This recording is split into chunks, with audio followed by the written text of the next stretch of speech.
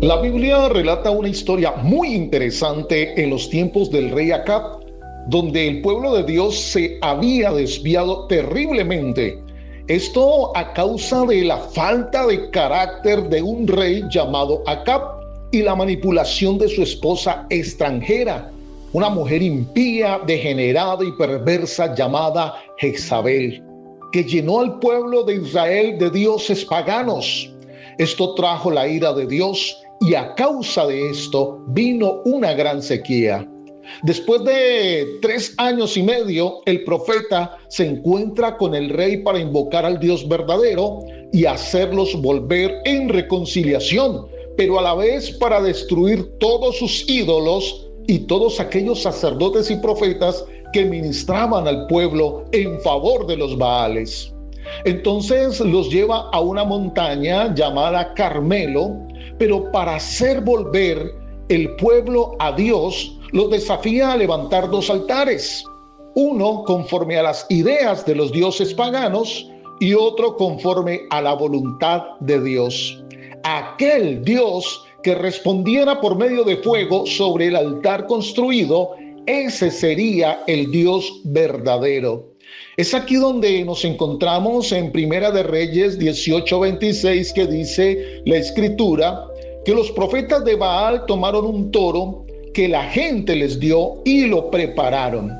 Oiga, asimismo, hoy vemos cómo la gente que no conoce al Dios verdadero rinde su dinero a la prostitución, entrega su dinero en las cantinas, en los bares, paga por consultar al adivino, al brujo, al agorero, hace grandes gastos por participar en las fiestas de los carnavales, que significan exactamente carne a los Baales o carnavales.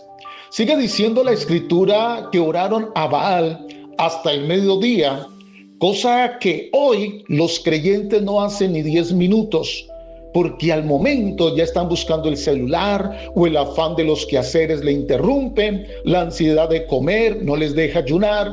Pero estos paganos pasaron medio día orando a un Dios que jamás podría responder.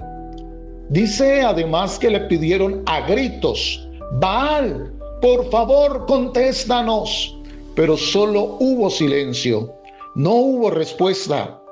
Los que no conocen al Dios verdadero creen que gritando en sus oraciones, zapateando el piso o declarando versículos que ni siquiera hacen parte de su vida, que viven en desobediencia, el fuego del Dios Altísimo no viene porque sienta lástima o pesar de la ignorancia, ni tampoco habrá respuesta sobre vidas desobedientes. Y cuando oras en pecado, probablemente es porque lo estás haciendo a dioses extraños. Salmo 66:18 dice: si en mi corazón hubiese yo mirado a la iniquidad, el Señor no me habría escuchado.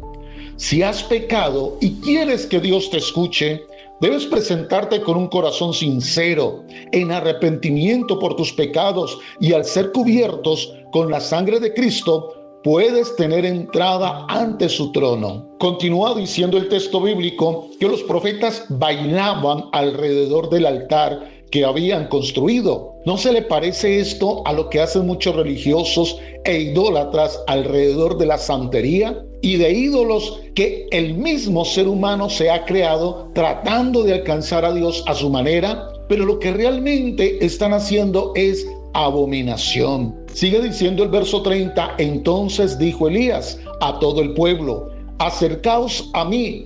Y todo el pueblo se le acercó, y él arregló el altar de Jehová que estaba arruinado. La pregunta es: ¿cómo está tu altar de oración? ¿Cuidas y fortaleces tu vida de oración o tienes el altar arruinado?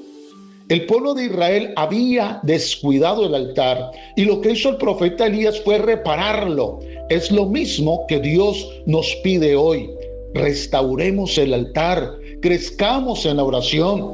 Sigue diciendo el verso 31: y tomando Elías 12 piedras, conforme al número de las tribus de los hijos de Jacob, al cual había sido dada palabra de Jehová diciendo: Israel será tu nombre.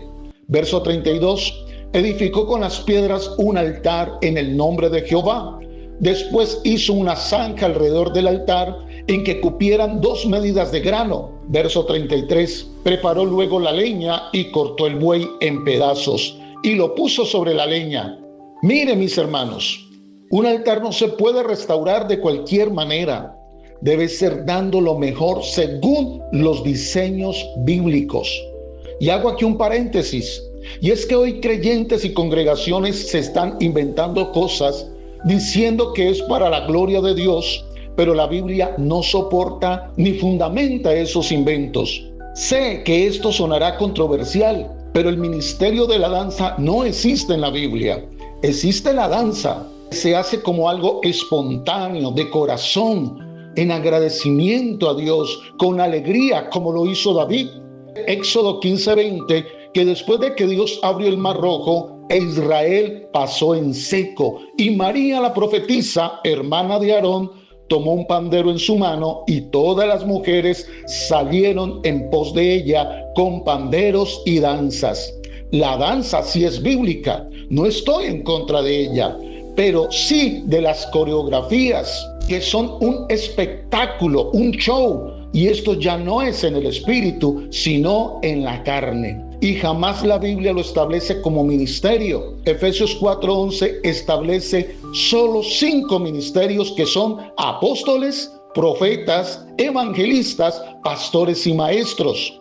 La Biblia tampoco establece ventas de empanadas, arepas y comida para sustentar el templo de Dios.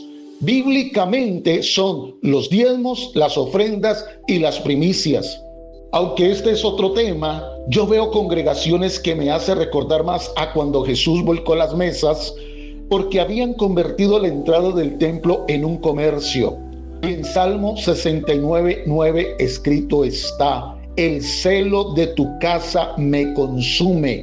Y en Mateo 21:13 Jesús dijo clara y específicamente: mi casa será llamada casa de oración. En otras palabras, la casa del Señor es para la palabra, la oración, la adoración, jamás para hacer comercio. He visto en muchas congregaciones que mientras se está predicando la palabra, muchos están en la zona de comidas charlando y riendo, restando honra y respeto a lo sagrado. Llama el predicador al final para ministrar y los músicos en zona de alimentación no aparecen. ¿Y dónde están? Casi nunca aparecen o tienen que irlos a llamar. En el verso 34, el profeta Elías dijo: llenad 4 cántaros de agua y derramadla sobre el holocausto y sobre la leña. Y dijo: hacedlo otra vez. Y otra vez lo hicieron. Dijo aún: hacedlo la tercera vez. Y lo hicieron la tercera vez. De manera que el agua corría alrededor del altar y también se había llenado de agua la zanja. Recuerden que por el pecado de Israel, el mequetreque del rey Acab y la maldad a Jezabel, Dios da una palabra a través del profeta Elías, el cual había proclamado que por espacio de 3 años y medio no llovería una sola gota de agua. Así que el agua que el pueblo tenía reservada, cada gota valía más que el oro. Pero el profeta Elías no escatimó en derramar lo más valioso y precioso que había en aquel momento. Derramaron 4 cántaros de agua por 3 veces que pidió el profeta, es decir, en total 12 cántaros. Hoy los judas de nuestro tiempo dirían: ¿para qué tanto desperdicio? Pero el que no conoce el reino de Dios tampoco entiende que a Dios se le da con sacrificio y se le ofrece lo mejor. Esto es fundamental para la restauración del altar. Después de restaurar el altar conforme al agrado de Dios, Dios respondió y el fuego cayó.